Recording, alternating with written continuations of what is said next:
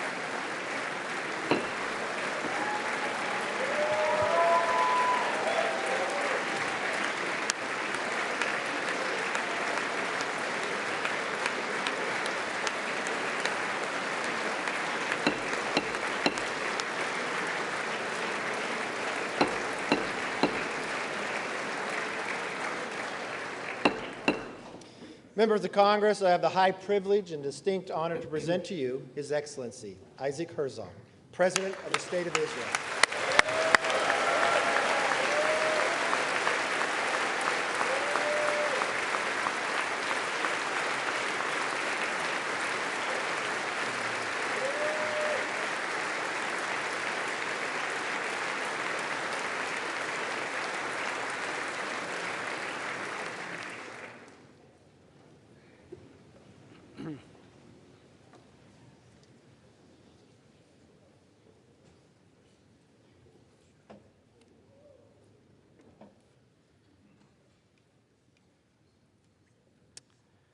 Madam Vice President, Mr. Speaker, on November 10th, 1987, I was sitting at home with my wife, Michal, expecting our first child.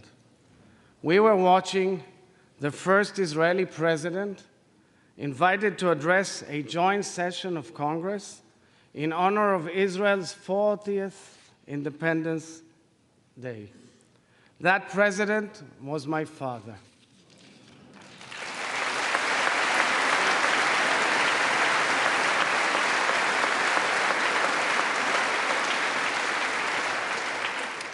Standing here today, representing the Jewish Democratic State of Israel in its 75th year, at the very podium from which my late father, President Chaim Herzog, spoke is in the honor of a lifetime, and I thank you wholeheartedly for it.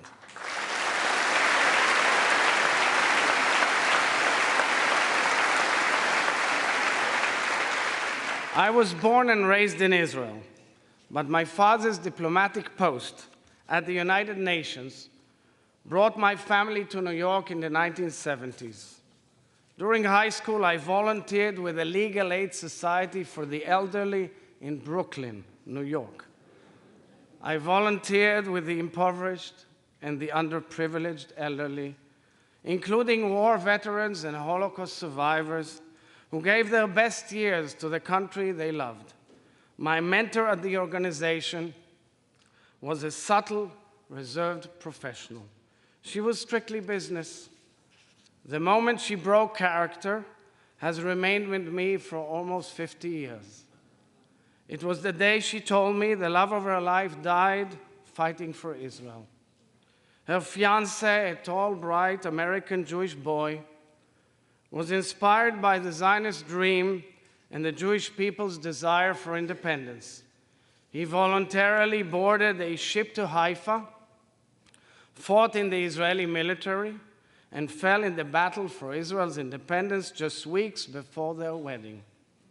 Although decades had gone by and she rebuilt her life, the cracks in her heart remained. That moment in which I learned of the life he gave for the state of Israel spoke to the very core of the bond forged between the people of the United States and the people of Israel. How the nations we built overcame loss. How deeply our stories complement each other's. How far we have all come together. Speaker McCarthy, I thank you for hosting this festive joint session of Congress celebrating the first 75 years of Israel's independence. Just a few weeks ago, during your first trip abroad as Speaker, you honored the Israeli people by addressing the Knesset in Jerusalem, the capital of the State of Israel, and the Jewish people.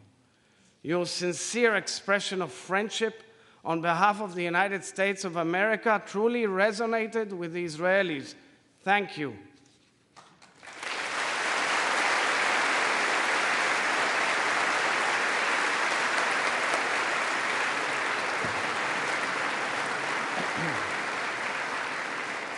Vice President Harris, it is such a great pleasure to see you again.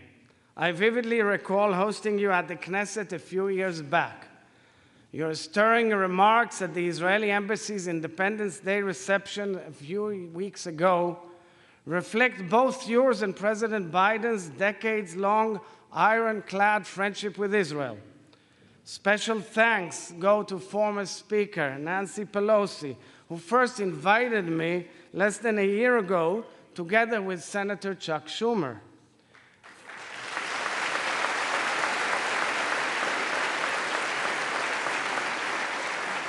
And special thanks to dear friends, Senate Minority Leader Senator Mitch McConnell and House Minority Leader Congressman Hakeem Jeffries for this bipartisan, bicameral invitation. And my thanks also to the distinguished members of the Escort Committee for greeting me so beautifully.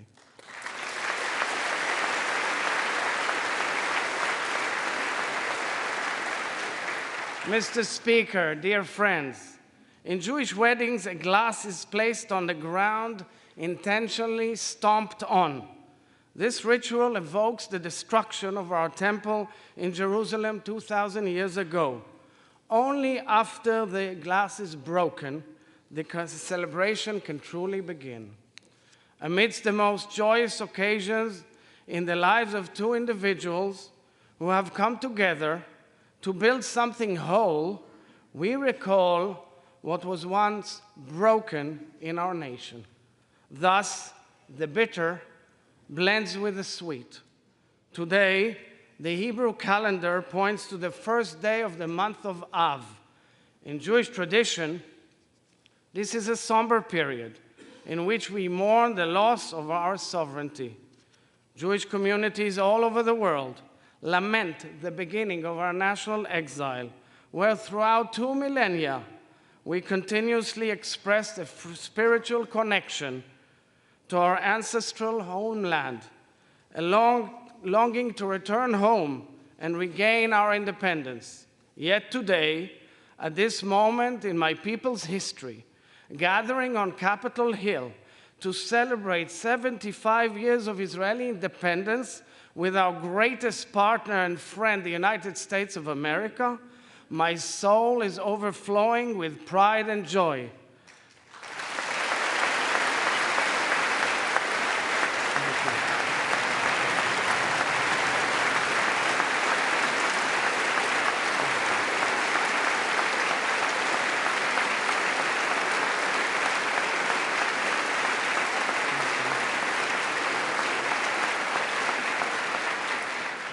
The people of Israel are grateful to no end for the ancient promise fulfilled and for the friendship we have forged. In 1949, the President of the United States of America, Harry S. Truman, met with the chief rabbi of the newly established State of Israel, my grandfather, Rabbi Isaac Herzog, in the Oval Office. This was just a few years after each of them pleaded and campaigned for the rescue of Europe's Jews being slaughtered in the Holocaust by the Nazis. In speaking to President Truman, Rabbi Herzog thanked him for being the first world leader to officially recognize the State of Israel 11 minutes after its foundation.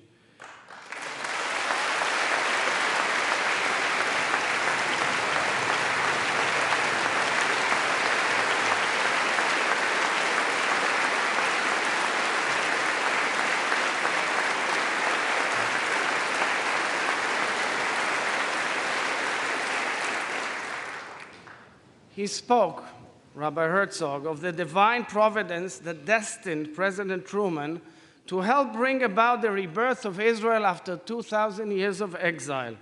Witnesses of the encounter recalled tears running down President Truman's cheeks. We're honored to have President Truman's grandson, Clifton Truman Daniel, with us here today.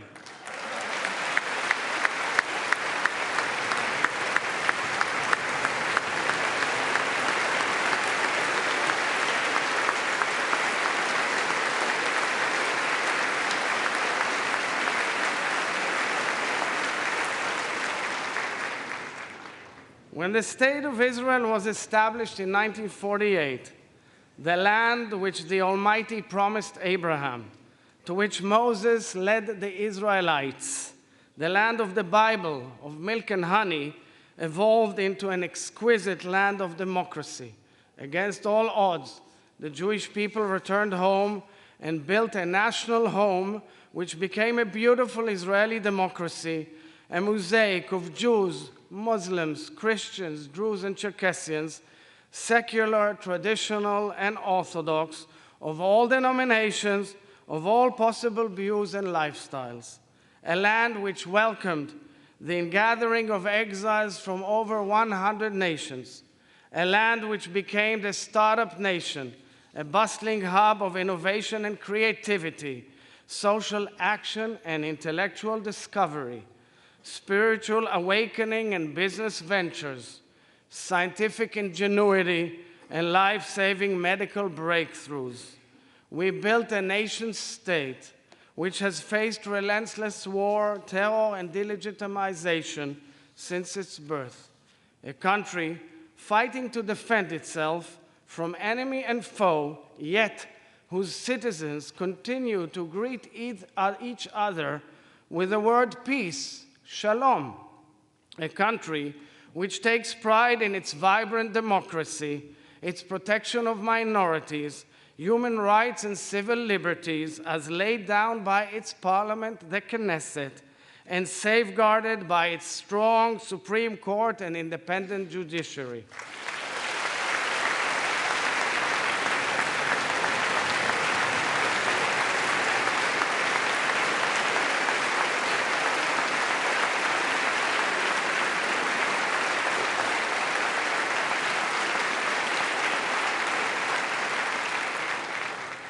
A state founded on complete equality of social and political rights to all its inhabitants, irrespective of religion, race, or gender, as stipulated explicitly in Israel's Declaration of Independence, a country which is ever evolving, a diverse amalgam of accents, beliefs, backgrounds, and customs, truly a modern-day miracle.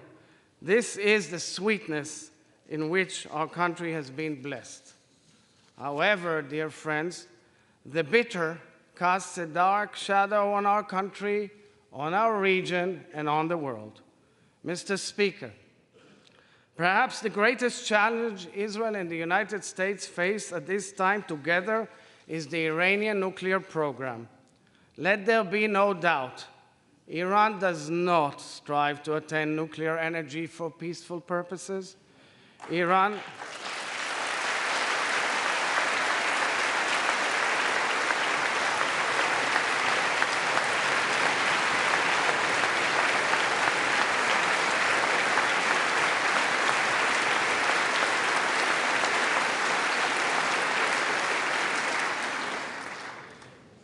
is building nuclear capabilities that pose a threat to the stability of the Middle East and beyond.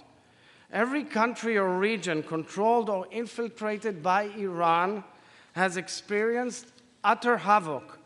We have seen this in Yemen, in Gaza, in Syria, in Lebanon, in Iraq. In fact, we have seen this in Iran itself, where the regime has lost its people and is suppressing them brutally. Iran has spread hatred, terror, and suffering throughout the Middle East and beyond, adding fuel to the disastrous fire and suffering in Ukraine. Iran is the only nation on the planet publicly calling, plotting, and developing means to annihilate another nation, and members of the family of nations, the State of Israel. Israel has no border with Iran.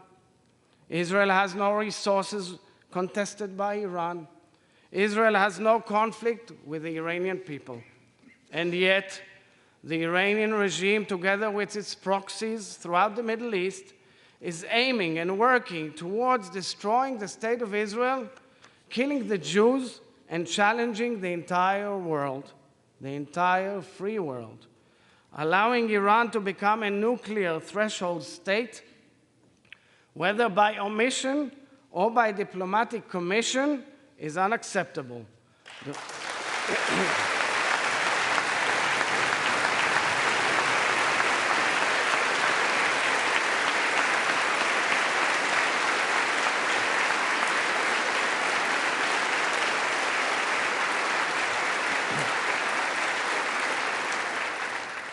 The world cannot remain indifferent to the Iranian regime's call to wipe Israel off the map. Tolerating this call and Iran's measures to realize it is an excusable moral collapse. Backed by the free world, Israel and the United States must act forcefully together to prevent Iran's fundamental threat to international security. I am here to reiterate what every Israeli leader has declared for decades. The State of Israel is determined to prevent Iran from acquiring nuclear weapon capabilities.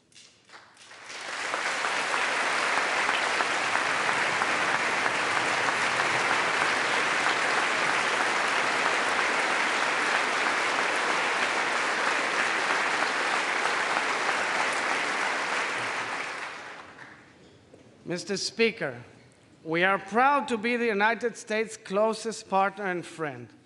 We are grateful to the United States for the necessary means you have provided us to keep our qualitative military edge and to enable us to defend ourselves by ourselves.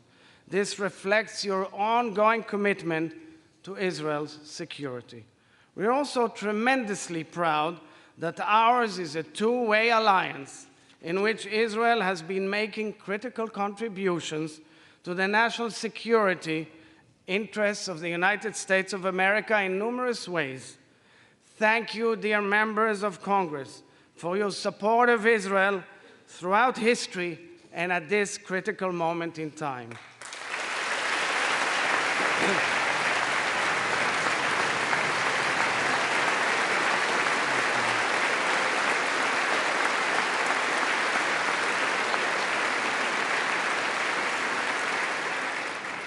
Mr. Speaker, there is no question that the peace which the United States brokered between Israel and its neighbors has revolutionized the Middle East. The historic peace treaties with the Arab Republic of Egypt and the Hashemite Kingdom of Jordan have demonstrated the many blessings of opting out of the cycle of war. Both Jordan and Egypt have contributed tremendously to solidifying the precious peace and enhancing our region's stability and well-being. 3 years ago, the Abraham Accords realigned our imaginations and our nation and our region. Israel eagerly welcomed the United Arab Emirates, the Kingdom of Bahrain, and the Kingdom of Morocco into an exclusive warm peace between our peoples. Since signing the accords, over 1 million Israelis have visited the Abrahamic nations, a clear expression of our will to become integrated in the region. This is a peace anchored in trust, hope, and prosperity, a true game changer. Each of these historic agreements, which have altered the trajectory of the Middle East, was facilitated by our greatest friends, the United States of America. Israel's hand is extended and our heart is open to any partner in peace, near or far. Israel thanks the United States for working towards establishing peaceful relations between Israel and the Kingdom of Saudi Arabia, a leading nation in the region and in the Muslim world. We pray for this moment to come. This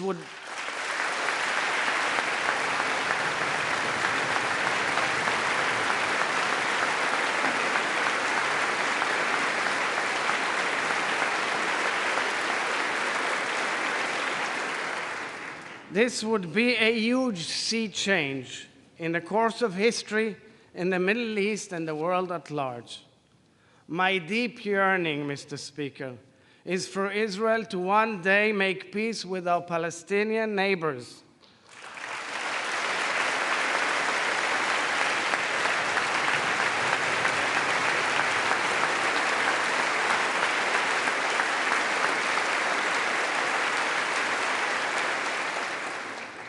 Over the years, Israel has taken bold steps towards peace and made far-reaching proposals to our Palestinian neighbors. However, true peace cannot be anchored in violence, notwithstanding the deep political differences and the numerous challenges that surround the Israeli-Palestinian conflict and relations, and I do not ignore them. It should be clear that one cannot talk about peace while condoning and legitimizing terror implicitly or explicitly. True peace cannot be anchored in violence.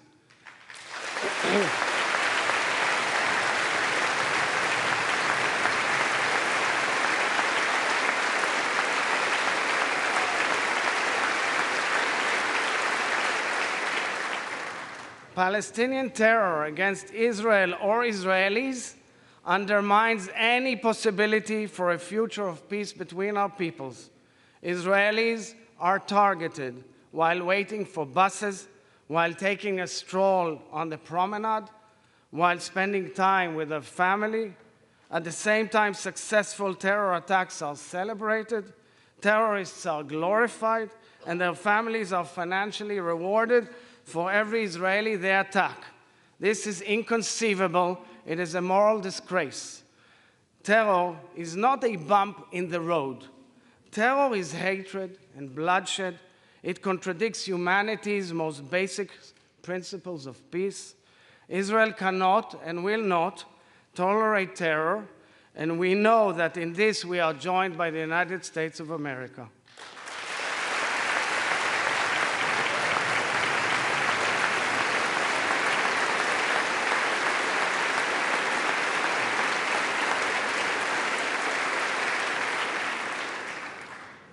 two Israeli soldiers, Oron Shaul and Hadar Goldin, and two civilians, Hisham al-Said and Avera Mengistu, are being held hostage by Hamas for years for the sole purpose of torturing the families they left behind. Lieutenant Hadar Goldin was abducted in violation of a UN-sponsored humanitarian ceasefire negotiated by the United States. His family has been fighting for 9 years to bring him home. I asked Hadar Goldin's mother, Leah, to be with us here today.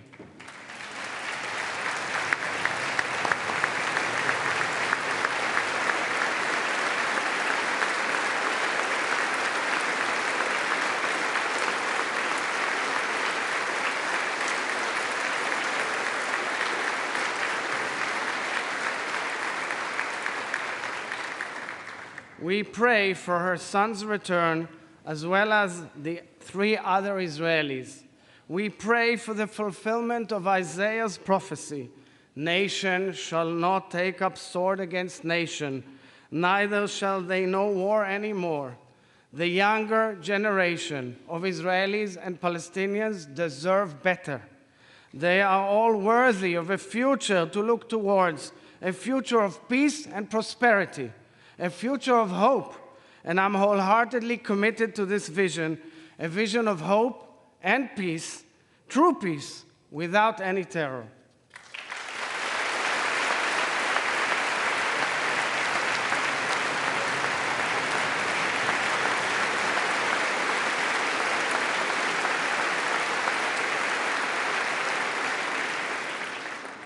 Mr. Speaker, dear friends, the sacred bond we share is unique in scope and quality because it is based on values that reach across generations, across administrations, across governments and coalitions, carrying us through times of turmoil and elation.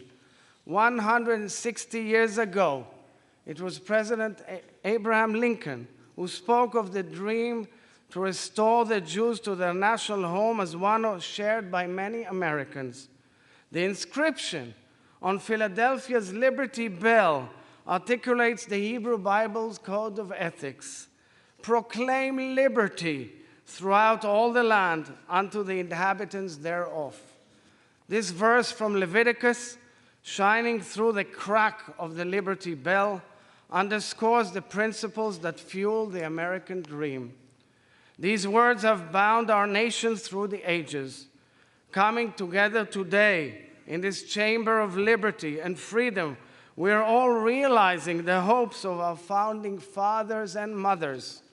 We are very proud, so very proud, of the true friendship we have forged, a mutually beneficial partnership that has withstood challenges and weathered great disagreements because it is based not on uniformity of approach, but on the ultimate currency of trust. It is not dependent upon operating in harmony, but on the history we share, on the truths we cherish, on the values we embody. This partnership is based also on similarities and the affinity between our peoples, the courageous immigrants and the trailblazing pioneers. It is rooted deep in our respective declarations of independence. In the American Declaration of Independence, the founders appealed to the supreme judge of the world. In the Israeli Declaration of Independence, influenced by America's, our founders placed their trust in the Rock of Israel, Tzur Israel. The revered American Jewish spiritual leader, Rabbi Abraham Joshua Heschel, embodied the bridge between our peoples and the story of American Jewry. After escaping from the Holocaust, Rabbi Heschel publicly advocated interfaith dialogue. He fought for civil liberties in America and marched alongside Reverend Dr. Martin Luther King Jr. in the historic march from Selma to Montgomery in March of 1965. Rabbi Heschel wrote, "To be is to stand for. To be is to stand for. I'm so pleased to have his daughter, Professor Susanna Heschel of Dartmouth, joining us here today. Thank you, Susanna.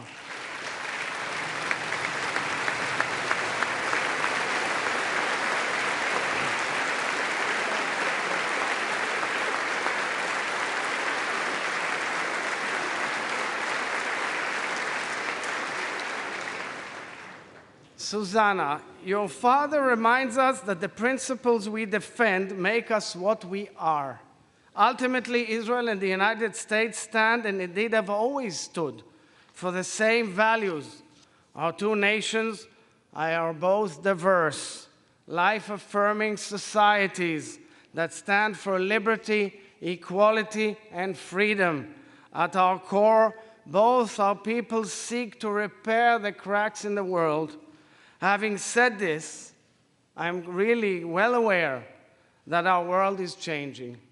A new generation of Israelis and Americans are assuming leadership roles, a generation that was not privy to the hardship of Israel's formative years, a generation that is less engaged in the roots that connect our peoples, a generation that perhaps takes for granted the US-Israel relationship. Yet, at this moment, I am optimistic, because to me it is clear that the shift in generations does not reflect changing values, nor does it indicate changes in our interests. When the United States is strong, Israel is stronger.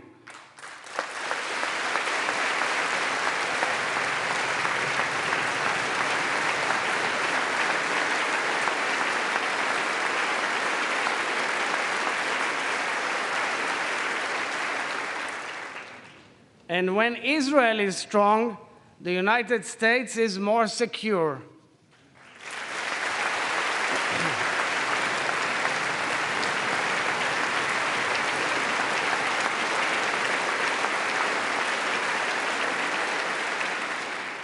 Today, my dear friends, we are provided the opportunity to reaffirm and redefine the future of our relationship. Each of us here has a decisive role in the future we are building. Many of the challenges Israel and the United States face are similar. We are all experiencing a tumultuous shift in balance, evident in countless areas: geopolitical unrest, big power competition, catastrophic war in Ukraine, pandemics, climate crisis, the unknown of artificial intelligence, energy shortages, food insecurity, scarcity of water and desertification, global terror, social polarization, and the attempts to destabilize democracy. Each of these challenges present an opportunity to seek out solutions together, which will benefit the global community. Israel has the ability to contribute in a unique, significant fashion to addressing these challenges. Israel and the United States are world leaders in aiding countries whose peoples have suffered. Our collaborative capabilities, coupled with our mutual beneficial partnership, are the key to the future of our children. To us, it is clear that America is irreplaceable to Israel, and Israel is irreplaceable to America.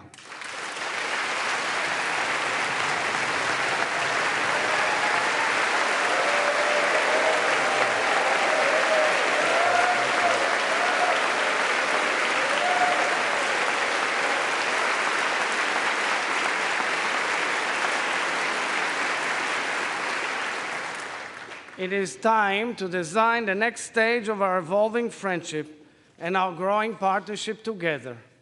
So let's do it together, ladies and gentlemen. Let's elevate our partnership to new levels. Mr. Speaker, I'm not oblivious to criticism among friends, including some expressed by respected members of this House. I respect criticism, especially from friends, although one does not always have to accept it.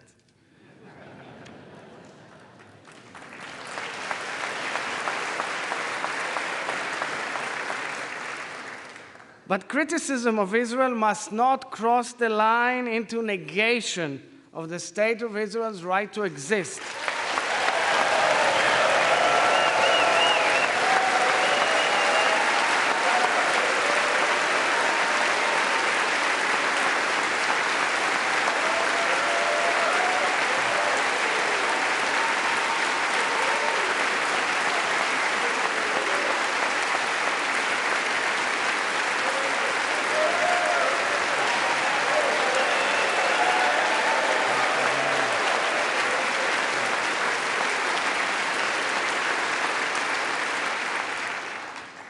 Questioning the Jewish people's right to self-determination is not legitimate diplomacy, it is anti-Semitism.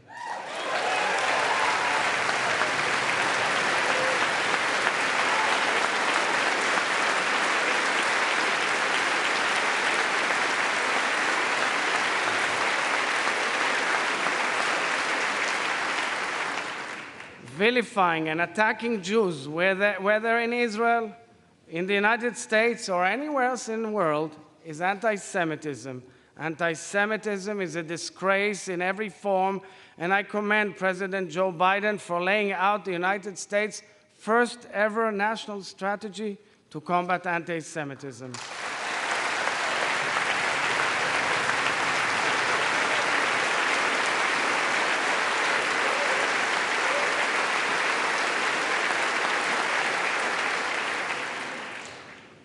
Dear friends, it's no secret that over the past few months, the Israeli people have engaged in a heated and painful debate.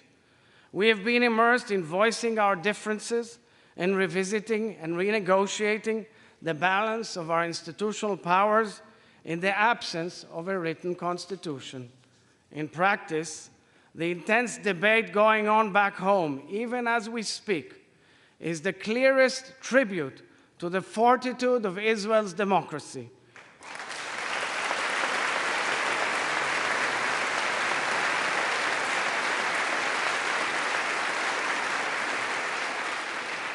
Israel's democracy has always been based on free and fair elections, on honoring the people's choice, on safeguarding minority rights, on protection of human and civil liberties, and on a strong and independent judiciary.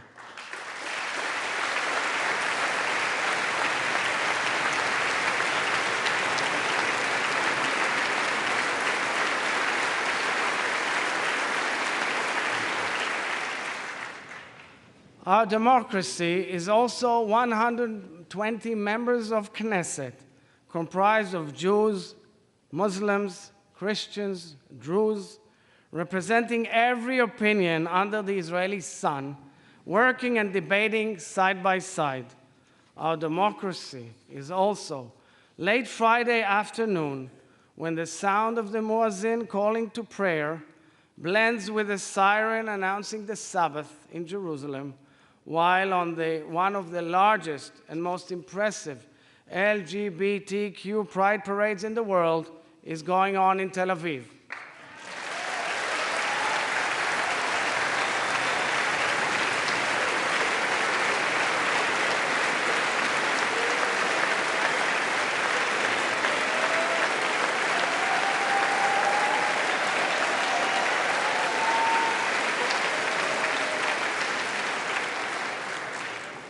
Our democracy is also reflected in protesters taking to the streets all across the country to emphatically raise their voices and fervently demonstrate their points of view. Our democracy is the blue and white Israeli flag, waved and loved by all Israelis taking part in the debate. I am well aware of the imperfections of Israeli democracy, and I'm conscious of the questions posed by our greatest of friends. The momentous debate in Israel is painful and deeply unnerving because it highlights the cracks in the whole, within the entire whole. And as President of Israel, I am here to tell the American people and each of you that I have great confidence in Israeli democracy. Although we are working through sour issues, just like you, I know our democracy is strong and resilient. Israel has democracy in its DNA.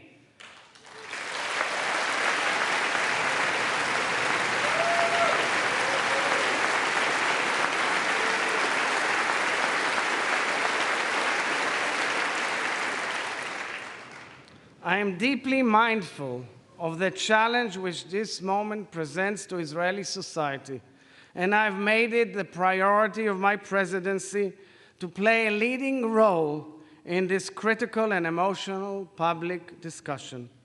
I will say to you, dear friends, in English, what I've said to my people, my sisters and brothers in Hebrew back home. As a nation, we must find a way to talk to each other, no matter how long it takes. As head of state, I will continue doing everything to reach broad public consensus and to preserve, protect, and defend the state of Israel's democracy.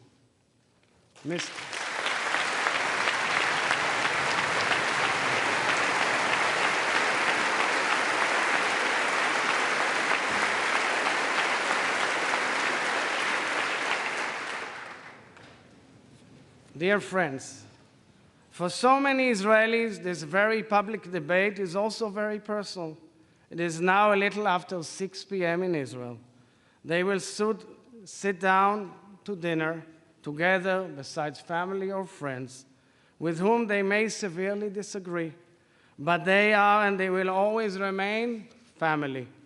Israel and the United States will inevitably disagree on many matters, but we will always remain family. Our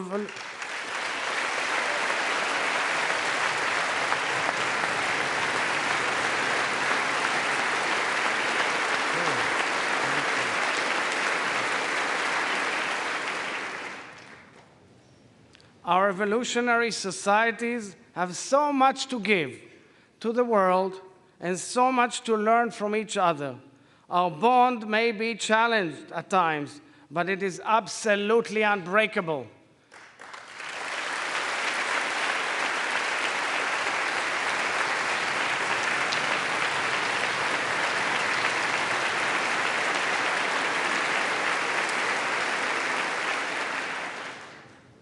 The Israeli national anthem, Hatikva, is a song of hope. The late Rabbi Lord Jonathan Sacks wrote that in Judaism, hope is an active virtue which requires a great deal of courage. Hope is the belief that together we can make the world better, that we can overcome any setback and heal the fractures in our world. Israel's first 75 years were rooted in an ancient dream. Let us base our next 75 years on hope, our shared hope that we can heal our fractured world as the closest of allies and friends. Thank you, members of both houses, for celebrating Israel's independence. Am Yisrael Chai.